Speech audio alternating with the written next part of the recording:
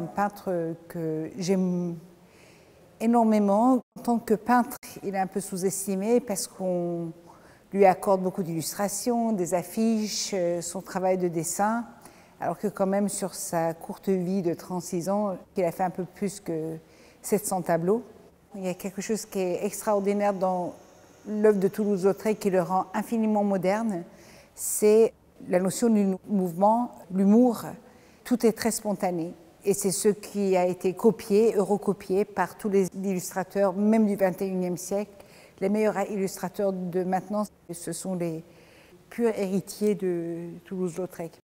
Pendant très longtemps, avant l'exposition qu'il y a eu au Grand Palais, la plupart des peintures, je pensais en fait que c'était fait avec de la pastel ou avec du crayon.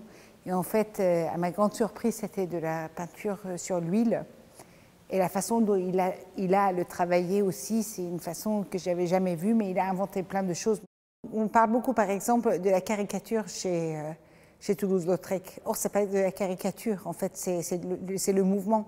Arriver à esquisser quelqu'un avec 4 traits, tout en montrant l'expression que cette personne a ou le mouvement dans lequel il se trouve, ça ne s'appelle pas de la caricature. Caricature, c'est forcer les lignes à outrance. Là, il n'y a rien d'outrancier.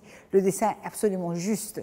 Tous ces gens, vous voyez, qui marchent et qui sont en mouvement, et les personnages qui sont en haut, c'est quand même incroyable de pouvoir faire ça dans un seul dessin. C'est pratiquement comme si on regardait une scène de film. C'est-à-dire, en le regardant, moi, je vois tout ce qui se passe. Et comment les gens, ils vont évoluer dans les 5 secondes, dans les 10 secondes, dans le quart d'heure, qui va sortir du champ, qui va rentrer.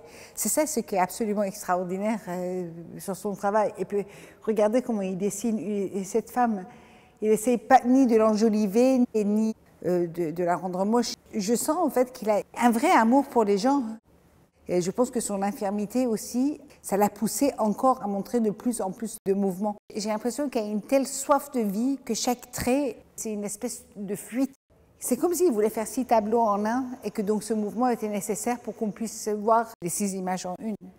Henri de Toulouse-Lautrec est capable de faire des formats très grands comme il est capable de faire des formats très petits.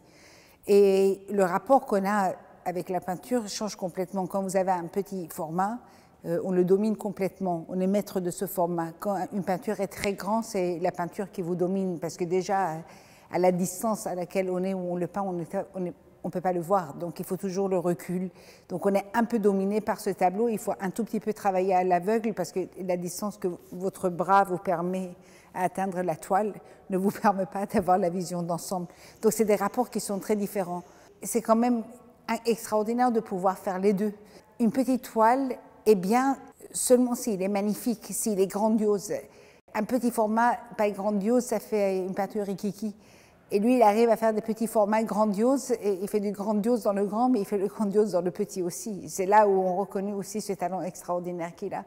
Mais en même temps, je ne sais pas, regardez qui dessine mieux que lui. Je pense qu'en tant que très bon dessinateur, pour moi, il y a Rembrandt, il y a Raphaël, et il y a lui. J'aime surtout, c'est que les modèles de Lautrec, quand il prend des femmes, des hommes et tout ça, c'est des vraies têtes en fait. C'est pas des gens qui posent et tout ça. Et chez les femmes, ces modèles, c'est pas des toutes jeunes filles comme ça, avec les seins bien hauts, exactement, la peau bien lisse. On voit aussi le passage du temps. Il les dessine merveilleusement bien. C'est le peintre des femmes de la même façon que Almodovar, c'est le cinéaste des femmes. C'est quelqu'un qui aime les femmes et ça se voit.